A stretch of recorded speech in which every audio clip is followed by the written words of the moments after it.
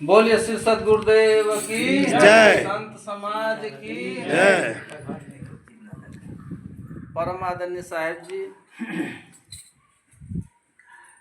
और दूर दराज से आए हुए हमारे सत्संग प्रेमी भाई एवं बहनों, हम लोग यह जो मनुष्य का शरीर मिला है हम लोगों को, ये तो भाग्य है कि हम लोगों का भाग्य उदय हुआ है तो मनुष्य का शरीर मिला है। लेकिन उसमें सद्गुरु और संत अगर मिल गए, सद्विचार और सद शिक्षा मिल गया, तो समझिए कि हमारा महाभाग्य है एकदम, कि भाग्य में भी जो है हम सौभाग्यशाली हैं कि हमको ये अवसर मिला है।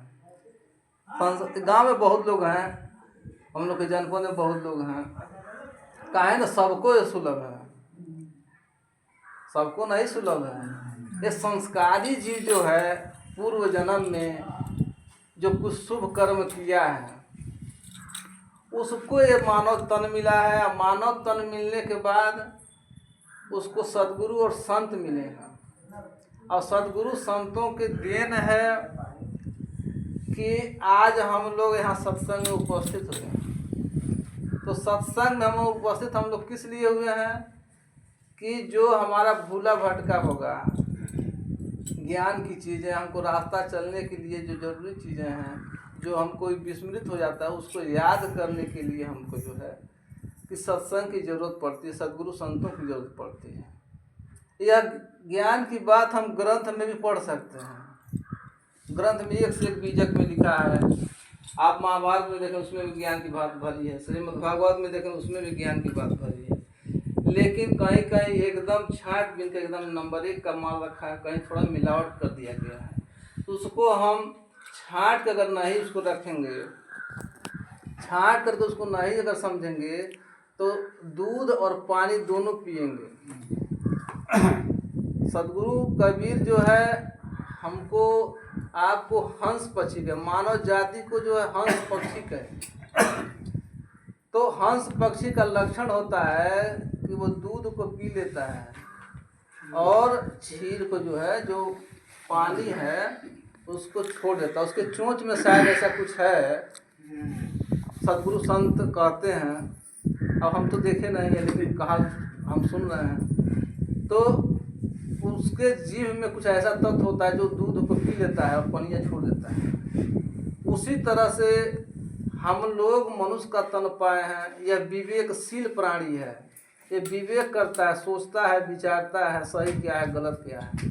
मनुष्य का तन मिला है, अगर हम लोग नहीं सोच विचार पाएंगे सही क्या है गलत क्या है, तो फिर मनुष्य तन पाने का कोई मतलब नहीं है। मनुष्य का तन मिला है, सत्संग में हम लोग जाते हैं, किस लिए जाते हैं कि हम भगवान को जानने के लिए जो है हम लोग सत्संग में जाते हैं कि भगवान हमको मिल जाए।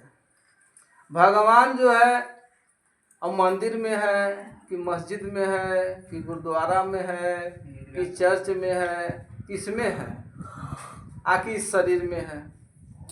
यही हमको विचारने के लिए सत्संग की जरूरत पड़ती है। और सत्संग में जब बैठे और यह चीज़ अगर हमको नहीं परख में आ रहा है, अगर किसी सत्संग में गए और यह चीज़ नहीं बताया जा रहा है कि भगवान कौन है, कहाँ है, कैसे वो मिलेगा, कैसे हम फंसते हैं, कैसे इस जगत नगर में हम आ रहे हैं और जा रहे हैं, तो इसका परख जब तक हमको सद्गुरु संतों के द्वारा नहीं मिलेगा तो हम कैसे बच बचा के चलेंगे। सवाल नहीं है कि आप बच के चल सकते हैं। देखिए साहेब भाई, हंस बकू देखा एक रंग चली हरियर ताल, हंस छीरते जाने बकुए धरेंगे काल। साहेब कहते हैं कि हंस और बकुला सफ़ेद वस्त्र में या सफ़ेद रंग का होता है ना, बकुला और हंस दोनों एक कलर के हैं, लेकिन एक मछली पकड़ता है, एकदम साजुक तरह से खड़ा रहेगा, एकदम ध्यान लगा करके, और मछली को देखता रहेगा कब मिले कब खाना। उसी तरह से जो है संसारी गुरु जो होता है, जो भेष बना करके गाजर मलता है, सुरती मलता है, और ऐसे ऐसे भी देखे हैं कि साधु का वेश बना के दारू भी पी रहा है, मांस खा रहा है, वो बकुला है, वह साक्षात बकुला है, वो क्रूर कसाई है। अगर ये धर्म है तो अधर्म क्या है? तो हम लोग को समझना चाहिए, जो सदगुरु संत होते हैं, जो हंस होते हैं, वो दारू शराब मांस मछली और ये लड़ाई भिड़ाई, राग द्वेष, हिंसा, व्यभिचार, ये सबसे दूर उठ के रहते हैं। साहिब कहे भी हैं कि हद चले सो मानवा, बेहद चले सो साध, हद बेहद दूर तजे ताकर मत आएगा। कि एक मर्यादा रहता है कि हमको इसके आगे नहीं जाना है। हमारे गले में कंठी है और हम गाली दें किसी बेटी बहू को, किसी भाई को गाली दें तो शोभा नहीं देता है। हम लक्ष्मण रेखा पार कर रहे हैं। जैसे सीता जी को लक्ष्मण जी रेखा के अंदर कर दिए थे कि इसके बाहर अब मत जाइएगा, और पुरुष कोई आ जाए तो आप बाहर मत जाइएगा, चूंकि जंगल है। तो क्या कि साधु का वेश बना के आया रावण, परीक्षा तो हुआ नहीं, और कहा हमको भिक्षा दीजिए। भिक्षा के चक्कर में वो कहा कि आप जैसे अंदर जा रहा तो मतलब लेख है, तो वह जो है बिना परीक्षा किए सीता जी अपनी मर्यादा को भूल जाती हैं, और बाहर जैसे निकलती हैं सीता का हरण हो चुका रहता कि उनको लेकर के रावण चला जाता है। तो उसी तरह से हम अगर मान लीजिए आपके देखने में हम भगत हैं, आप लोग भी हैं, चाहे कोई सदगुरु संत हैं, अगर वो चोरी हिंसा व्यभिचार में पकड़ा जाए, अगर वो करत किस बात के भगत हैं, किस बात की उनकी वो है। तो इसलिए हम लोगों को रहनी पर सुधार करना है कि हम लोग अपने रहनी को हमेशा मांझते रहें, हमेशा संभालते रहें। यही भजन है। जब हमारे जीवन में एक छोटा सा सुर्ती नहीं छूट रहा है, गांजा नहीं छूट रहा है, पान फुकार नहीं छूट रहा है, गाली गलौज नहीं छूट रहा है, लड़ाई भिड़ाई नहीं छूट रहा है, घूसखोरी नहीं छूट रहा है, दलाली नहीं छूट रहा है, मांस मछली नहीं छूट रहा है, अंडा नहीं छूट रहा है, तो बताइए हम मनुष्य का चोला पा करके क्या करिए? हम तो पशु ही रह गए। मनुष्य के चोला में हम लोग पशु के पशु रह गए। इसी को सदगुरु संतों ने कहा कि नर पशु, इसको नर पशु कहा गया कि मनुष्य का चोला पाया है। आप लोग विचार करके देखिए कितने लोग हम लोग बैठे हैं, इसमें सारे लोग लगभग छोड़, कोई ऐसा चीज़ नहीं है, सब लोग शाकाहारी हैं, नशा पानी से दूर हैं, संभवतः सबको दूर है। लेकिन क्या आपके जैसे ही गांव में हैं लोग, कस्बे में आपके जैसे लोग हैं? नहीं, ऐसा नहीं है। क्योंकि आज आप हंस की भूमिका में हैं, आपको लोग भगत कहते हैं, आपको संत कहते हैं, इसलिए कहते हैं कि आप जो है इस विकारों से मुक्त हो गए। एक एक चीज को छोड़ते छोड़ते छोड़ते छोड़ते यह जीव मुक्ति के मार्ग में जाता है। और साहेब यह बहुत जो है गूढ़ चीज है, यह सत्संग का मार्ग जो है बहुत ही गूढ़ चीज है। जब आप ध्यान में जब बैठते हैं, तो जब ध्यान में बैठेंगे ऐसे सीधा करके जब बैठ जाते हैं आप, तो आपके मन में जो संसार में जो आप भोगे हैं, प्राणी पदार्थ परिस्थिति का जो उपयोग किए हैं, वो ध्यान में स्मरण में आता है। जैसे हम बचपन में रहे तो खेल रहे थे, स्कूल जा रहे थे, तो सपना में हमको वही आता था कि हम खेल रहे हैं तो स्कूल में हैं तो पढ़ रहे हैं। अच्छा, वही जब थोड़ा बड़ा हो जाता है तो कहीं नाच नौटंकी में गया तो उसको वही याद आता है कि हम नाच नौटंकी में गए हैं। अगर मान लीजिए कोई और बड़ा हो गया तो शादी उदी पार्टी की बात है तो उसमें अगर गया तो सपना में उस तरह से आता है। तो उसी तरह से सपना जो है, जिस तरह से एक व्यक्ति देखता है कि जैसा उसका कर्म रहता है उसी हिसाब सपना होता है, उसी तरह से जैसा हमारे जीवन में कर्म होता है, लास्ट समय में जब शरीर छूटने का समय आया और लास्ट समय में जैसा आपका संस्कार रहा, चाहे आपका संस्कार हंस का रहा, बकुले का रहा, कुत्ते का रहा, भेड़ बिलार का रहा, जैसा आपका संस्कार है उसी हिसाब से अंतिम चित्रवृत्ति के अनुसार जो है आपको पुनर्जन्म हो जाएगा। जैसे वो थे जड़ भरत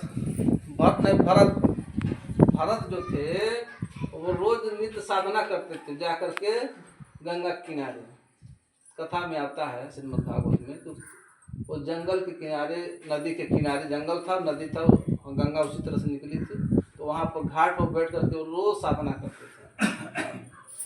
तो एक जो है हिरनी जो थी वो नदी में पानी पीने के लिए आई। तो जब पानी पीने के लिए जब आई तो ये देख रहे हैं भरत जी कि हाँ हिरनी पानी पी रही, गर्भवती है। उसी टाइम पर एक सिंह पीछे मुड़ मुड़ के देख रही है हिरनी कि कहीं हमको सिंह पकड़ न ले, सिंह हमको मार न दे। भयभीत है लेकिन सिंह को नहीं देख रही है। सिंह जो है एक बार उसको देखता दहाड़ मारता है जब, तो हिरनी जो है पानी पी करके अब जब सिंह का आवाज सुनी तुरंत कूद गई पानी में, चूंकि गर्भवती थी। अब छलांग लगाए, उसका गर्भ गिर गया उस पानी में, और वह हिरनी जो है धीरे धीरे धीरे धीरे भाग करके किसी तरह से नदी उस पार गई और गुफा में छिप गई, और छिप करके वो मर गई। अब उस चीज को देख रहे थे भरत जी, तो देखे तो बस ये नदी में भी छलांग लगा दिए, उसको छान लिए, उसको उसके गर्भ को, उसमें बच्चा था वो बह के जा रहा था, तो उसको निकाल के ले आए। तो कहे इसको कहाँ रखें, तो साथ में रखते थे, उसको खिलाते थे पिलाते थे। धीरे धीरे वह बड़ा हुआ हल्का सा, तो इनको छोड़ के कहीं नहीं जाता था। उसको लगता था कि यही हमारे माता पिता हैं, तो इन्हीं के संपर्क में रहता था इनसे। और भरत जी जो थे बिना उसको देखे बिना उसको खिलाए वो रह नहीं पाते थे।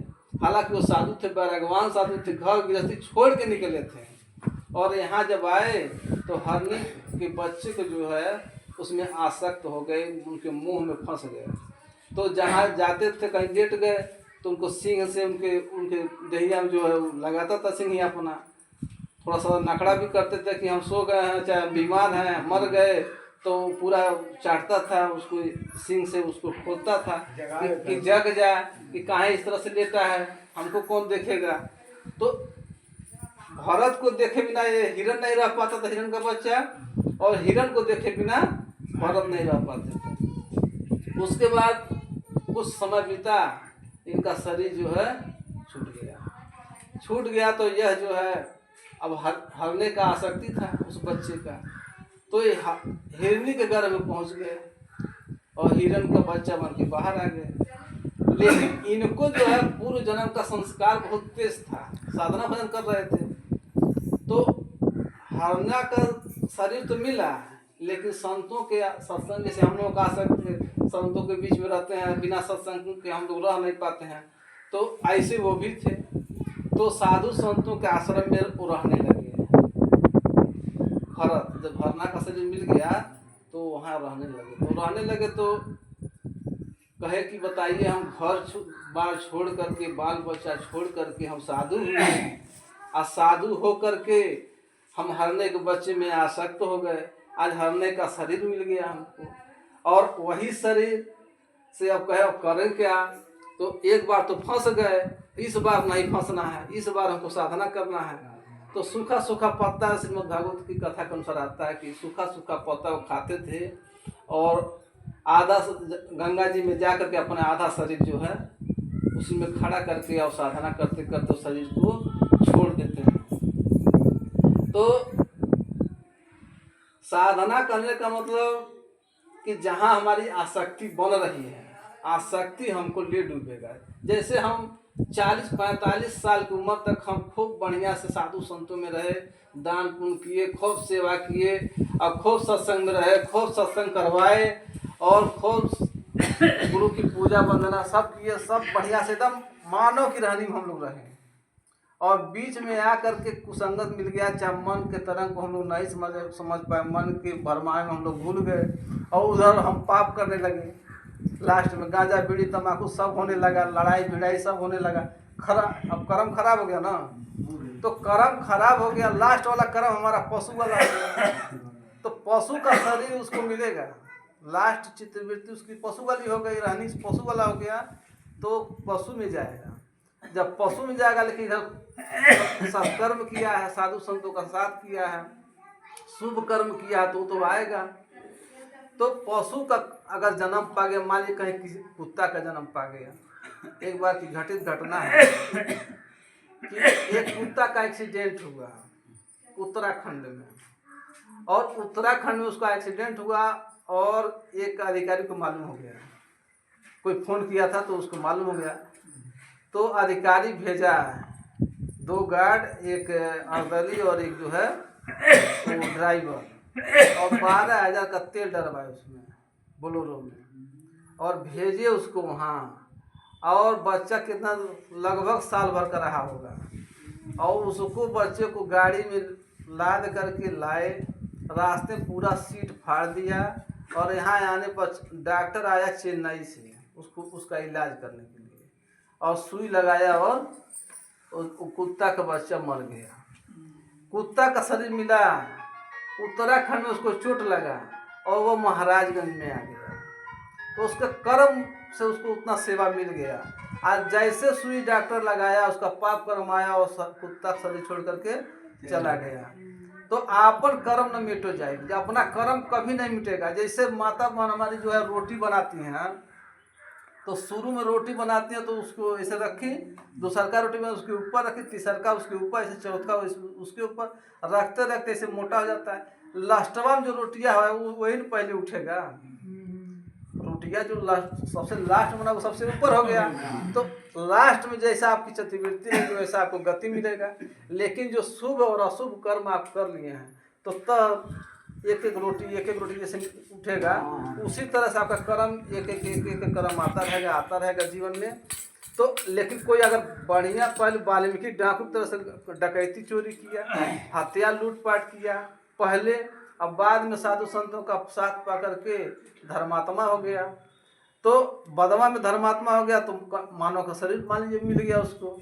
लेकिन जो पाप किया है तो दुख रूप से उसको आएगा, उसको कोई बचा नहीं पाएगा। इसीलिए साहब कहे आपन कर्म न मिटो जाएगा, कर्म का लिखा मिटे दो कैसे, जो जुग कोट सिराई। कितना भी दिन बीत जाए, लेकिन जो आप कर्म किए हैं वो मिटेगा नहीं। जैसे हम लोग जो अशुभ अशुभ कर्म करते हैं, किसी खेत में हम गन्ना तोड़े हमको याद है, किसी को गाली दिए, किसी का हाथ तोड़े वो याद है। हाई शरीर जो हमारा दिख रहा है ये स्थूल शरीर है, जैसे आँख से दिख रहा है, लेकिन एक शरीर अंदर है जो हम अच्छा बुरा कर्म कर रहे हैं, उसका फोटोग्राफी हो रहा है, वो चित्तवृत्ति में हमारे बैठ रहा है, वो सूक्ष्म शरीर है, वो बीज हमारा बन रहा है। अब हम बीज कैसा बना रहे हैं, मानव का बना रहे हैं, पशु का बना रहे हैं, कि चोर दलाल का बना रहे हैं, कि लवरा लंपट का बना रहे हैं, वो तो हमारे ऊपर न है। सब कोई अपना अपना निरीक्षण करे, और निरीक्षण करके देखे कि हम किस लाइन पर हैं। तो जब वह निरीक्षण करेगा तब उसको पता लगेगा। तो बाहर संभाला जाए, अपने आप को व्यवहार में एक नंबर रखा जाए, व्यवहार में हम बचा के चला। कोई गाली दे दिया कोई बात नहीं है, कोई गाली दिया तो का हमको जाके भाला मार दिया, एक आवाज़ का वो तरंग है ना कान के पर्दे तक गया तो क्या हो गया, इस शरीर का क्या हो गया। तो जूता का माला पड़ेगा, या तो आरती उतराएगा, या और कुछ होगा, फूल माला लोग चढ़ाएंगे, और नहीं तो इसको जो है एक न एक दिन इस शरीर का जो है विनाश होना है। तो इसके मान अपमान से हमको सुखी दुखी नहीं होना है, इससे ऊपर उठ करके हम लोगों को रहना है, और रहते हुए अपने जीवन को सार्थक बनाना है। सत्संग का तभी मतलब निकला जब व्यवहार हमारा एक नंबर उज्जवल होगा। इधर व्यवहार में आपसे हमसे जब मिल रहे हैं, प्रेम से रहें, सद्भावना से रहें, उसके बाद जब आप ध्यान में जब जाएंगे, जब बैठेंगे, आंख बंद करके जब ऐसे सीधा बैठेंगे, तो आप मन के तरंग को देखिए। मन के तरंग को जब देखते हैं तो कभी शादी विवाह में चले गए, तो कभी कोर्ट कचहरी में चले गए, तो कभी खेत खलिहान चले गए, तो कभी नाती पोता में चले गए, कभी बहू और बेटा में चले गए, फलाना हमको ऐसा कहा, फलाना ऐसा कहा, वो मन में आ रहा है एकदम से। ध्यान में बैठे हैं, वो आपको लेकर चला गया उधर। उसी को हम लोग संकल्प और विकल्प करते हैं। जब हम उस संकल्प विकल्प से अपने आप को दृष्टा भाव से देखेंगे, जैसे आप लोग हमको देख रहे हैं, हम क्या बोलना सुन रहे हैं, उसी तरह से जब ध्यान में आप बैठेंगे तो आपके सामने आएगा ये सब चीज़। कि तरह तरह का मन कोई आया उधर भटका के लेके चला गया, बैठ कर देखिए तो सही। जो बैठते होंगे वो जानते होंगे, बहुत से लोग बैठते होंगे इसमें। तो जब बैठेंगे तो जानेंगे संकल्प विकल्प हमको लेकर के चला गया। हमारा ध्यान जो उसके साथ लगा, उसके साथ साथ सोचते सोचते नींद आ गया, तो ध्यान नहीं है। ध्यान यह है कि जैसे एक चौकीदार होता है, और वह जो है दरवाजे पर बैठा है और रखवारी कर रहा है, कोई चोर रख उसे, और वो जो लाठी लेकर बैठा है, और जैसे चोर अगर घुसने का प्रयास किया और तैसे अगर उसके सिर पर मार दे चोर वहीं गिर जाएगा। उसी तरह से ध्यान में अगर हम हैं, सजग रहें कि अगर हमारा मन किसी बेटी बेटा में, किसी प्राणी पदार्थ में अगर उसके साथ लग रहा है तो तुरंत कहीं कहाँ से आ गया। और उसको आप देखिए, और उसके बाद देखते देखते 10-20 दिन लगेगा, धीरे धीरे वो संकल्प विकल्प रुकेगा। जब व्यवहार आपका बढ़िया होगा तो वो संकल्प विकल्प रुकेगा। जब रुकेगा और आप देखेंगे कि दृष्टा भाव से मैं उसको देख रहा हूँ, हमारे मन में कुछ ना आवे, हमारा मन कुछ ना सोचे, तब जानिए जब कुछ नहीं सोचेगा तो आप अकेले रहेंगे। वही आपकी आत्मा है, वही जो है आप और हमेशा के शरीर में वो आत्मा भरा पूरा है। और उस आत्मा को इसको कोई पैदा नहीं किया कि उसको कोई पैदा किया है। बताइए, बचपन से लगाए आज तक हम लोग वही रह गए। जो इस शरीर के अंदर है, जो सुन रहा है, देख रहा है, समझ रहा है, वो चेतनात्मा तो वैसा ही है, उतना ही नौजवान है। और शरीर जो गोदी में खेल रहा था मर गया, 5 वर्ष का शरीर मर गया, 20 वर्ष का शरीर मर गया, 15 वर्ष, 25 वर्ष, 30 वर्ष का शरीर मर गया, 40-45 का शरीर मर गया। और आज ये शरीर ये भी नहीं रहेगा, ये भी चला जाएगा। तो ये शरीर मर रहा है, एकदम से मर रहा है, लेकिन 60 वर्ष, 70 वर्ष, 80 वर्ष, 100 वर्ष चेतनात्मा वैसा ही है। आज जब तक इसमें तब तक इसमें सड़न नहीं हो रहा है, एकदम फिट है। आज जैसे चला गया तब तो शरीर सूखता है, टाइट होता है, खून जम जाता है नस में, टाइट हो जाता है। और टाइट होने के बाद जो है वो फूलता है, फूलने के बाद वो फटता है, और फट करके जो है वह जो है आग आग में, हवा हवा में, पानी पानी में, 4 तत्व का शरीर 4 तत्व में, आकाश खाली जगह, कोई तत्व नहीं है। इसीलिए गीता में कहा भी गया, नैनम छिदन्ति शस्त्राणि नैनम दहति पावक न चैनम क्लेदयन्ते आपो न शोषयति मातः। देखिए साहेब जी, एक महात्मा जी थे, तो महात्मा जी थे नहीं, वो क्या बोलते हैं, वो सेठ जी थे, और एक राही था, जैसे आप लोग हैं, हम हैं, रास्ता पकड़ के जा रहे थे, तो उनको एक मिल गया पत्थर, तो वो समझे कि हीरा है, हीरा समझे कि हीरा है। हीरा को ले गए, कहे सेठ जी इसको भजा दीजिए, हमको पैसा दे दीजिए। कहे नहीं बाबू, ऐसे नहीं होगा, ये हीरा जो है आप अलमारी में रख करके ताला मार दीजिए, और हमारे यहाँ शर्त है, आपको नौकरी करना पड़ेगा।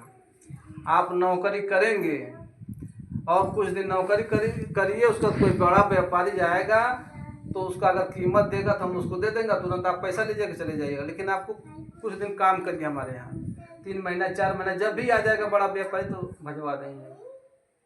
तो हीरा को लाख कर दिए, और धीरे धीरे वो अब ये सेठ जी के यहाँ काम करने लगा। तो काम करते करते जो है उसको अनुभव हो गया कि हीरा क्या होता है और शीशा क्या होता है। तो जब सेठ जान गया कि इनको हीरा का परख हो गया है, अब तो जब हीरा का परख हो गया तब कह गया, जाइए लाइए अपना हीरा, व्यापारी जाके बैठा है और हम उसको हीरा को बेच दें, आप अपना जाइए रास्ता पकड़िए, कब तक नौकरी करेंगे। तो हंस रहा है वो आदमी, हंस रहा है कि नहीं, अरे सेठ जी, जिसको हम हीरा समझ रहे थे वह शीशा है। वह क्या है? शीशा है।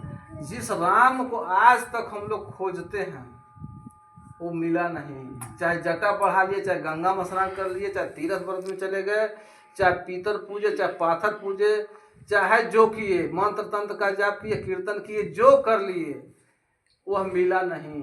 वो कहाँ है? वो आपके हृदय में है। तो साहेब कहे, झगड़ा एक बड़ो राजा राम, हे राजा राम, एक बहुत बड़ा झगड़ा है। तो कौन सा झगड़ा है? जो निर्वारे सो निर्वाण, जो इसको निर्वारेगा, जो निर्णय करेगा वो निर्वाण पद पाएगा। कौन सा पद पाएगा? निर्वाण पद, मोक्ष पद पाएगा। कि झगड़ा एक बड़ो राजा राम, जो निर्वारे सो निर्वाण, ब्रह्म बड़ा की जहाँ से आया। यह भगवान बड़े हैं कि भगवान का कल्पना करने वाला। भगवान का कीर्तन कौन कर रहा है? मंदिर कौन बनाया? मस्जिद कौन बनाया? गुरुद्वारा और चर्च किसने बनाया? और दुर्गा जी का मूर्ति को सीना पर चढ़ करके और उसका जांग और उसका सीना और उसका नाक ऊँट गाल किसने बनाया? कौन साड़ी पहना रहा है? कौन मंदिर में जो है ताला लगा रहा है? कौन धो पोछ रहा है? अगर धोगा पोछना तो 9 मन का मैल उस मूर्ति के ऊपर बैठ जाएगा, कौवा टट्टी करेंगे सब। वह कुछ एक चींटी तक नहीं पैदा कर सकती है। जिस माँ से ये पैदा हुआ है, जो माँ इसको बनाई है, उसका पूजा नहीं है। आज जिसको इसने बनाया है उसकी पूजा है। उस मंदिर से उस मूर्ति को चुरा ले जाता है चोर। उस मंदिर के जो अष्टधातु की मूर्ति को उठा ले जा रहा है। सोमनाथ का मंदिर आए सब मुगल लोग तोड़ दिए और तोड़ करके मंदिर लूट के चले गए, तो देवता कुछ नहीं कर पाया। आपके गांव और घर में कोई हथिया उलेट दिया, तो कोई कुछ कर दिया, कोई मुकुटवे लेके चला गया, कोई नथुनिया लेके चला गया, और पुजारी के घर चोरी हो जा रहा है। आप घर में मंदिर बनाए हैं और घर में चोर हिल गया और चोरी सामान करके लेके जा रहा है। एक कमरे में बुढ़िया है गेटवे पर, बुढ़िया कह रही है, अरे लड़के देखो है जो है चोरवा सामान लेके जा रहा है। लेकिन जो रोज अगरबत्ती कपूर जिसको जला रहे हैं, जिसको देवी देवता समझना है, वह पूरा घर में चाहे आग लग जाए आज चाहे पूरा सामान चोर लेके चला जाए, वो देवी बोलने वाली नहीं है, वो देवी स्वयं जल जाएगी। तो देवता किधर है? तो कहे कि झगड़ा एक बड़ो राजा राम जो निर्वारे सो, इस बात को जो निर्वारे वो निर्वाण पद पाएगा। ब्रह्म बड़ा कि जहाँ से आया, यह सबसे, यह जो भगवान का कल्पना करने वाला जीव है, यह नहीं रहता। जब मनुष्य नहीं रहता देवी देवता कहाँ रहते हैं? उसका कल्पना करने वाला यही है। पशु कल्पना कर नहीं पाता है, न चिड़िया कर पाएगी, न पशु कर पाएगा, न कीड़ा कर पाएगा। उसके लिए कोई देवता नहीं है। काहे से? वह जिसको आप देवता करें उसी के ऊपर पेशाब करेगा। उसके लिए देवता नहीं। आप शंकर जी का पूजा करते हैं शिवलिंग का, और उसी पर कुत्ता पेशाब करेगा, उसके लिए वो पत्थर है। और आपके लिए क्या है? देवता है। जो पुजारी पूजा करता है उसी पुजारी को वही चोर काट देता है, लेकिन वो शंकर बचाने नहीं आता है। विचार करिए कि भगवान कहाँ है। कि कहे वेद बड़ा कि जिन उपजाया, या वेद बड़े हैं, गीता पुराण गुरु ग्रंथ पुराण और बीजा के कौन बनाया है? यह जीव नहीं रहता। यहाँ जितने लोग बैठे हैं, हम लोग के जैसा कोई जीव नहीं रहता तो उसको कौन बनाता? बनाने वाला है ना, वो चेतनात्मा पाथर नहीं ना है, ये दीवार नहीं ना गीता भागवत बनाया है। वह चेतन आत्मा जो इसमें ब्रह्म बैठा है, वह उसको बनाया है। अच्छा, वेद बड़ा कि जिन उपजाया, या वेद बड़े हैं कि जिसको जो वेद को लिखा है वो बड़ा है। गोस्वामी तुलसीदास बड़े हैं, कबीर बड़े हैं, कि वाल्मीकि, ये बड़े हैं ना वाल्मीकि, ये सारे लोग हमारे महापुरुष रहे और अच्छी अच्छी चीज लिखे हैं। तो ये अगर नहीं रहते तो ग्रंथ नहीं रहता। तो बड़ा कौन हुआ? ये जीव हुआ। हम बड़ा किसको मान लेते हैं? पंथ। देखो हम हिंदू हैं तो हम मुसलमान हैं, तो हम सिख हैं, तो ईसाई हैं। अरे भागा, ये जरूर सोचो कि अगर भाई लगी जगदीश कहाँ से आ जाए? भाई ये चार भगवान कहाँ से आ गए? अगर राम रहे केवल, तो केवल हिंदू को पैदा करना चाहिए था और केवल रामचरितमानस रहना चाहिए था। लेकिन ये मुसलमान और सिख ईसाई कहाँ से आ गए? इसको कौन पैदा किया? अगर मान लीजिए कि अगर अल्लाह ताला रहे मुसलमान लोगों के जो इष्ट हैं, तो है काफिरों को कौन पैदा कर दिया? जब सृष्टि वही रचे हैं, नदी नाला पहाड़ झरना सब कुछ, फूल पत्ती और ये जितने वनस्पतियां हैं, नदी जो समुद्र है, चाहे पृथ्वी है, सूरज चांद जो है, अगर मान लीजिए कोई मालिक है उसको बना रहा है, बनाया है, सृष्टि का निर्माण अगर कोई किया है, तो अल्लाह का 5 वक्त का इबादत करते हैं। तो विचार करके देखिए, तो अल्लाह को खाली मुस्लिम पैदा करना चाहिए था, लेकिन वो हिंदू को कहाँ पैदा कर दिया, कहाँ सिख को पैदा कर दिया, कहाँ ईसाई को पैदा कर दिया। ये सब कौन कल्पना किया है? ये जीव किया है। तो कहे वेद बड़ा कि जिन उपजाया, ई मन बड़ा कि जही मन माना। हमारा मन कह रहा है कि हम दारू पिए, मांस मछली खाएं, अगर हम उसको रोक लिए तब, तो रोकने वाला बड़ा होगा, मन बड़ा हुआ। रोकने वाला बड़ा हुआ ना, कि हमारा मन कह रहा है कि उसका जाकर उसका खेतवा काट दें, लेकिन क्या नहीं, खेत उसका मेहनत किया है बेचारा, खाद माटी डाला है, जुताई किया है, बुआई किया है, और उसके बाल बच्चे मर जाएंगे खाने बगैर, तो हम उसका खेत क्यों काटें? तो मन को घुमा लिया तो उसका खेत नहीं कटा।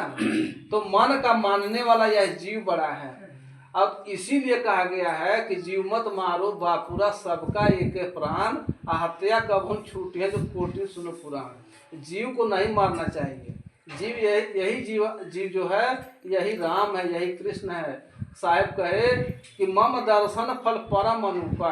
गोस्वामी जी कहते हैं, कौन क्या कहते हैं कि मम दर्शन, मेरे दर्शन का फल क्या है, जीव पाव निज सहज स्वरूपा। जो अपने सहज स्वरूप को पा गया वह जानो हमको पा गया। अगर आप नहीं इस चीज को पा रहे हैं, जीवात्मा को भगवान नहीं मान रहे हैं, तो आप समझिए धोखे में हैं।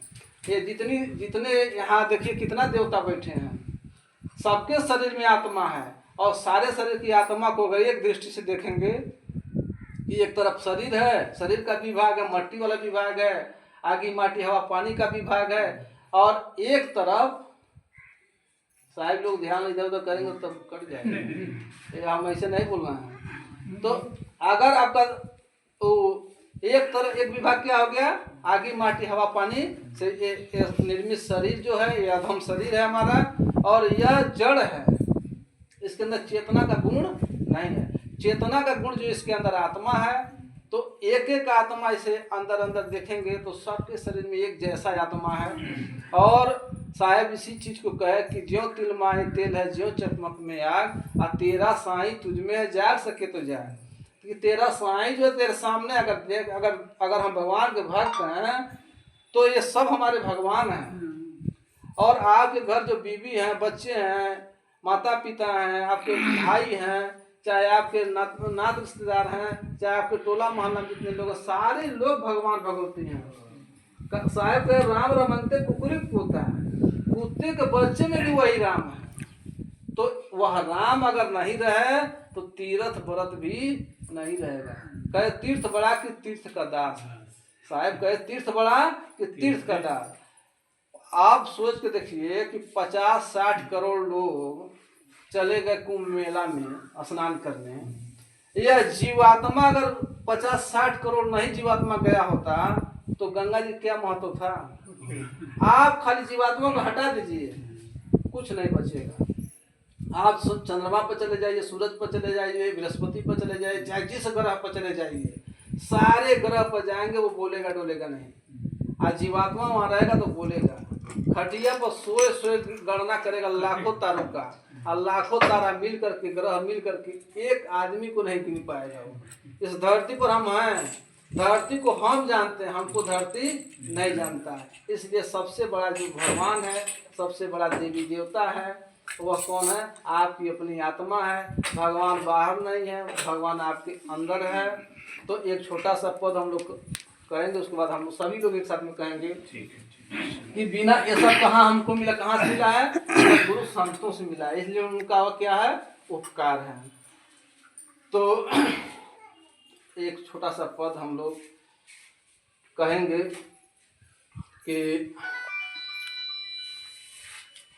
जागो जागो गुरु पद लागो, जागो जागो गुरु पद लागो, भोर भय क्यों सोते हो, भोर भय क्यों सोते हो, मोक्ष भूमि का नर्तन पाकर, मोक्ष भूमि का नर्तन पाकर, क्यों गफलत में खोते हो, क्यों गफलत में सोते हो, झूठी दुनिया झूठी दौलत, झूठी दुनिया झूठी दौलत, झूठा जगत झमेला है, झूठा जगत झमेला है, मित्र सगे दारा सुत झूठे, मित्र सगे दारा सुत झूठ,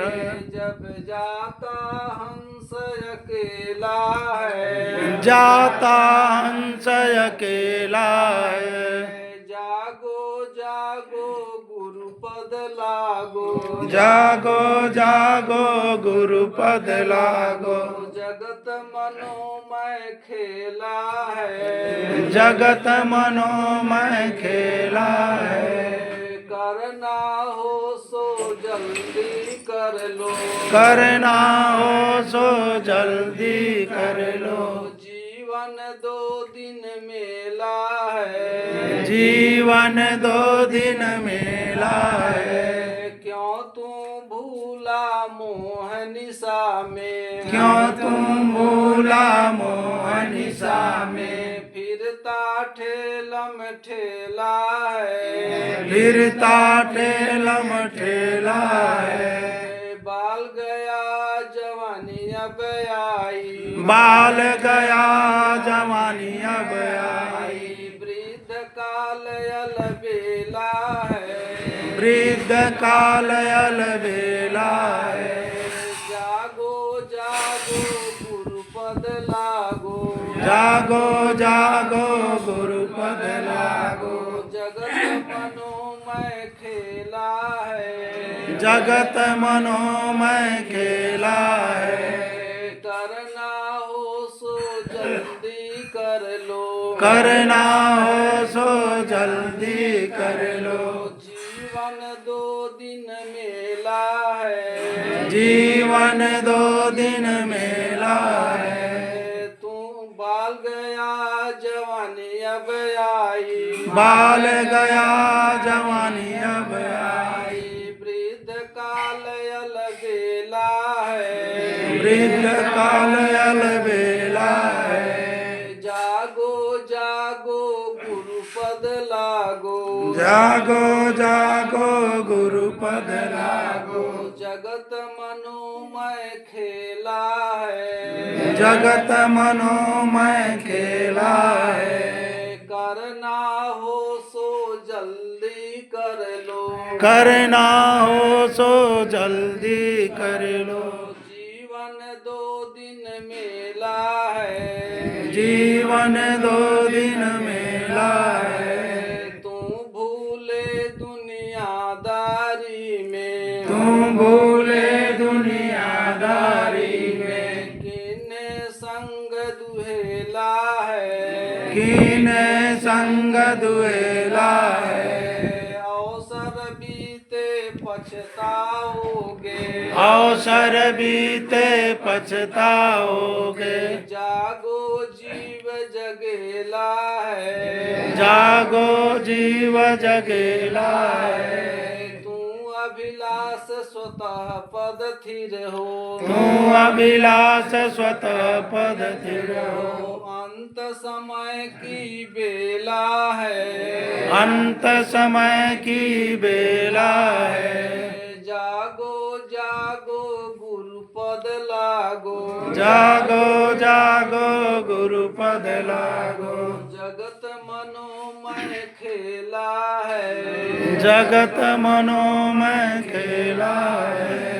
करना हो सो जल्दी कर लो, करना हो सो जल्दी कर लो। जीवन 2 दिन मेला है, जीवन 2 दिन मेला है। बोलिए श्री सद्गुरुदेव की जय। संत समाज की जय। यहाँ के साहेब जी की जय। यहाँ के भक्त मंडली की जय। बोलिए श्री सद्गुरुदेव की जय। आप बोलेंगे। नहीं।